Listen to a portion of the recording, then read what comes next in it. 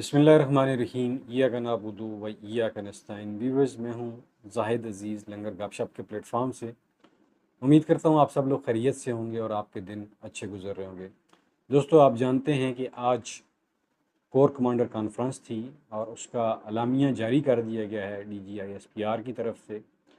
अलामिया आपको सुनाते हैं कि क्या कहा गया। अलामिया में कहा गया कि फ़ौज एक मुनज़्ज़म अदारा है जिसके हर फ़र्द की पेशा वराना महारत और वफादारी सिर्फ रियासत और अफवाज पाकिस्तान के साथ है। पाक फ़ौज गैर मुतज़लज़ल अज़म से एक मजबूत और कड़े एहतसाब के ज़रिए अपनी इक़दार की पासदारी करती है, जिसमें किसी किस्म की जानिबदारी और इस्तशना की कोई गुंजाइश नहीं होती। दोस्तों, ये था अलामिया पाक फ़ौज का। इसके अलावा जी यहाँ पे army chief general Asim Munir साहब ने शुहदा को ख़राज अक़ीदत भी पेश किया। फिर बलूचिस्तान और KPK के शुहदा को ख़राज अक़ीदत पेश किया। और मुल्क में जो बेयकीनी की कैफियत है और पाकिस्तान में जो अंदरूनी और बैरूनी दहशतगर्दी की कार्रवाइयाँ हो रही, उनके ऊपर उन्होंने कहा जी कि हम इनको इंशाल्लाह पूरी कुव्वत के साथ रोकेंगे और इसका जवाब देंगे। और फिर साइबर क्राइम के हवाले से उन्होंने बात की। बाकी कोई ख़ास बात किसी सियासी पार्टी के हवाले से, स्पेशली जिस तरह हर दफ़ा एक अलामिये में लोग कहते हैं जी कि PTI के ऊपर ये कहा गया, ये कहा गया। इस दफ़ा फ़ौज ने किसी सियासी पार्टी को निशाना नहीं बनाया और ना ही कोई ऐसी बात की है। अच्छी बात है कि पाक फ़ौज के हर जवान की जो वफ़ादारी है वो रियासत पाकिस्तान के साथ और अफवाज पाकिस्तान के साथ होनी चाहिए, और यही एक अदारे को शोभा देती हैं चीज़ें। ये तो था पाक फ़ौज का अलामिया जो आपके सामने हमने रखा। इसके अलावा आज आप जानते हैं कि स्पीकर कौमी असम्बली जो हैं सरदार सादक अयाज साहब जो हैं, अयाज सादक ने भी ये कहा है कि बिजली के बिलों से वाकई लोग परेशान हैं और बिजली पाकिस्तान का एक मसला है। और इसकी वजूहत उन्होंने बताई कि IPPs के साथ जो महंगे मायदे किए थे, फिर डॉलर की बढ़ती हुई कीमत, ये सारे फैक्टर्स उन्होंने बताए। और फिर ये भी कहा कि जो रिकवरी है वो 50% कम रही है और इसलिए इसका बोझ जो है दूसरे सार्फिन के ऊपर पड़ता है। ये वैसे अजीब मंतक है। दोस्तों, दूसरी तरफ सेशन कोर्ट लाहौर ने साइबर क्राइम मुकदमे में साबका ब्यूरोक्रेट और साफ़ी कालम नगार औरिया मकबूल जान की जो दरख्वास्त थी ज़मानत की, उसे मुस्तरद कर दिया है। उनके जो वकील थे मियाँ अली अशफाक साहब थे, उन्होंने अपने दलाइल दिए और सेशन कोर्ट ने फ़ैसला महफूज कर लिया था और ये फ़ैसला सुनाया जी कि उन्होंने ज़मानत की दरख्वास्त मुस्तरद कर दी है। वजह नहीं बताई है कि क्यों मुस्तरद की है। आप जानते हैं कि साइबर क्राइम के ऊपर गवर्नमेंट ने नया कानून भी बनाया है और ये सिर्फ़ इसलिए है ताकि सोशल मीडिया के ऊपर जो बाकी एक्टिविस्ट हैं उनको एक पैगाम देना था कि आपको भी, जिस तरह हमने अगर साबका ब्यूरोक्रेट और या मकबूल जान साहब को नहीं छोड़ा तो आपको भी नहीं छोड़ेंगे, आपके ऊपर भी हम हाथ डाल सकते हैं। ये बेसिकली सोशल मीडिया में एक बेयकीनी की सूरत हाल पैदा करने की एक कोशिश है, लेकिन इंशाअल्लाह इनकी ज़मानत जो है वो जल्द हो जाएगी। इस केस में कुछ नहीं है। जो बातें और यह मकबूल जान साहब ने उस वीलॉग में कही थी वो सच थी और उसका यादा बाद में बाकी लोगों ने भी किया था। एक और अहम खबर है जी, बलूचिस्तान के रुकने कौमी असम्बली सरदार अख्तर मैंगल जो हैं, उन्होंने कौमी असम्बली से रिज़ाइन कर दिया है। अब वजह क्या बताई है? वजह ये कि बलोचों के हकूक़ की पासदारी नहीं की जा रही, वहाँ पे जुल्म और जबर जो है वो रवा रखा जा रहा है।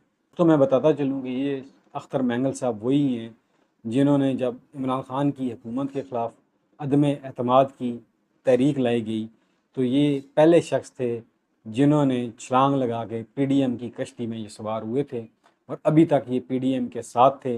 अभी चूँकि इन्हें नज़र आ रहा है कि कुछ नहीं होने वाला इस PDM का, तो वो वक्त से पहले ही इस कश्ती से छलांग लगा के उतर आए हैं। बहरहाल देर आए दुरुस्त आए, लेकिन सरदार साहब आपके इस अमल से जो बलोची अवाम है वो मुतमईन नहीं होगी। उनके ज़ख्मों का आप दावा नहीं कर सकते हैं, क्योंकि जो बलोची नौजवान हैं वो जो सरदारी सिस्टम है, जो कबायली सिस्टम है बलूचिस्तान का, उससे बड़े सख्त नाराज़ हैं। मारंग बलोच उसकी एक मिसाल हैं और उसके साथ बलूचिस्तान की एक बहुत बड़ी आवाम भी शामिल है, क्योंकि बलोच सरदारों ने हमेशा अपने पेट पाले हैं, उन्होंने बलोची अवाम के ऊपर कुछ नहीं लगाया, बल्कि ये सिर्फ़ और सिर्फ हुकूमत से तावान लेते रहे हैं बलूचिस्तान के हकूक़ पैकेज के नाम के ऊपर, और वहाँ पे बलूचिस्तान की तरक्की के ऊपर कोई एक रुपया भी नहीं लगाया। और आज अगर आपने रिज़ाइन कर दिया तो अच्छा किया है, लेकिन इससे बलोच अवाम आपके साथ खड़ी नहीं होगी जी।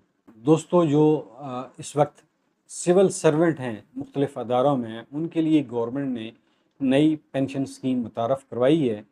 जो 1 जुलाई 2024 के बाद लोग गवर्नमेंट सर्वेंट बनेंगे, उनके लिए जो पेंशन स्कीम है उसमें ये कहा गया है कि 10% वो बुनियादी तनख्वाह का देंगे और बाकी 20% जो है वो गवर्नमेंट देगी। इस तरह उन्हें पेंशन अदा की जाएगी। गवर्नमेंट ये समझती है कि पेंशन गवर्नमेंट कौमी ख़जाने के ऊपर एक बोझ है, और इस बोझ से निजात हासिल करने के लिए ये शेयरिंग का फार्मूला मुतारफ़ करवाया गया है कि 10% जो है वो बुनियादी तनख्वाह का सिविल सर्वेंट देगा और 20% गवर्नमेंट देगी। और जबकि पाक आर्मी में ये जो स्कीम है ये अप्लाई की जाएगी 1 जुलाई 2025 से, जबकि सिविल सर्वेंट में जो सिविल मुलाजमीन हैं उनमें ये 1 जुलाई 2024 से लागू होगी, और 1 जुलाई 2025 से ये पाकिस्तान आर्मी में भी लागू कर दी जाएगी। IMF ने जी जो 14 रुपये सस्ती बिजली की थी मोहतरमा मरियम नवाज़ साहबा ने, उसके ऊपर बड़ा सख्त रद्द-ए-अमल दिया है, और उन्होंने जो $7 अरब का एक पैकेज 37 माह के लिए पाकिस्तान के लिए मंजूर करना था, उसमें ताख़ीर कर दी है। उन्होंने कहा जी कि आप ये 14 रुपये बिजली सस्ती नहीं कर सकते, इसलिए कि आपने हमारे साथ मायदा किया है कि आप बिजली और गैस की मद में आवाम को किसी किस्म की सब्सिडी नहीं देंगे। और उन्होंने कहा जी कि 30 सितंबर तक आपने ये जो पैकेज दिया है 14 रुपये बिजली सस्ती करने का पंजाब को, इसको आप ख़त्म कर दें, अदरवाइज़ आपके लिए मुश्किलात हो जाएंगी। और इसीलिए 30 अगस्त को पाकिस्तान को जो ये कर्ज़ मिलना था $7 अरब का, ये अजलास में एजेंडा शामिल होना था, लेकिन IMF ने इसलिए शामिल नहीं किया। उन्होंने कहा जी कि आपने जो वादे किए थे वो पूरे नहीं किए। और फिर गवर्नमेंट ने भी, वफाकी हुकूमत ने भी 6 रुपये फ़ी यूनिट बिजली सस्ती करने का मनसूबा लॉन्च किया था, जिसके ऊपर 2800 अरब रुपए खर्च होने थे। जब IMF को इस बात का पता चला तो IMF ने सख्ती से मना कर दिया जी, अगर आप इस तरह की स्कीमें लेकर आएंगे तो फिर हम आपको $1 भी नहीं देंगे। उधर जी वज़ीर ख़ज़ाना साहब बड़ी सख्त मुश्किल में हैं कि वो कोशिश कर रहे हैं कि किसी तरह पाकिस्तान जो आगे मीटिंग होनी है IMF इजलास की, उसमें किसी तरह पाकिस्तान को जो इमदाद मिलनी है $7 अरब की, वो किसी तरह टेबल करवा लें। लेकिन अभी तक उन्हें सख्त मुश्किलात का सामना है, क्योंकि IMF ने उन्हें कहा है कि पहले आप अपने कौमी ख़जाने में $14 अरब हमें शो करें, और उसके अलावा मज़ीद $2 अरब की फ़ाइनेंसिंग हासिल करें, तो तब हम आपको $7 अरब कर्ज़ प्रोग्राम में शामिल करेंगे।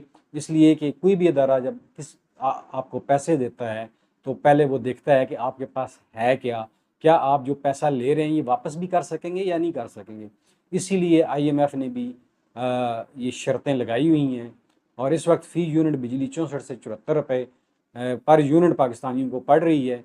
और बजा तौर पे सब लोग परेशान हैं, बिजली की इतने हैवी बिल अदा करने मुश्किल हो जाए। बेशुमार लोगों ने तो बिजली इस्तेमाल करना ही छोड़ दी है।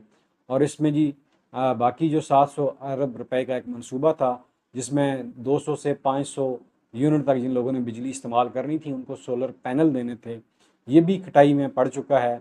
इसलिए कि IMF आपको मज़ीद किसी किस्म की रिलीफ देने के लिए तैयार नहीं है, इसलिए कि आपने जो कमिटमेंट की है IMF के साथ वो आप पूरी नहीं कर पा रहे। आपके कौमी ख़जाने में मतलूबा रकम भी नहीं है, और फिर आप जो कमर्शियल बैंकों से पैसा लेने की बात कर रहे हैं, $800 मिलियन जो UAE के कमर्शियल बैंक हैं उनसे रब्ते किए जा रहे हैं, लेकिन वहाँ से भी कोई लिफ्ट नहीं करवाई जा रही है। जो लोग कहते हैं जी पाकिस्तान माशी तौर पे मजबूत है, तो ये उन लोगों के लिए एक सबूत है। फिर उनके अपने जो एक मशीर हैं कैसर बंगाली साहब, उनकी बातें भी आपने सुन ली होंगी। उन्होंने कहा जी कि पाकिस्तान तो बेसिकली करप्ट हो चुका है, बैंक करप्ट हो चुका है, और उन्होंने ये कहा था कि हुकूमत अपने ख़र्चों के ऊपर कंट्रोल नहीं कर रही है, आमदन नहीं बढ़ रही है, ख़र्चे बढ़ाई जा रही है, तो किस तरह ये हुकूमत जो है वो चलाएगी। इसलिए उन्होंने जितनी भी कमेटियाँ थीं उनसे रिज़ाइन दे दिया हुआ है। दोस्तों, वीडियो लंबी हो रही है, आपसे इजाज़त चाहूँगा। आखिर में अपना और अपने प्यारों का ख्याल रखिएगा। मुझे दीजिए इजाज़त। पाकिस्तान पाइंदाबाद।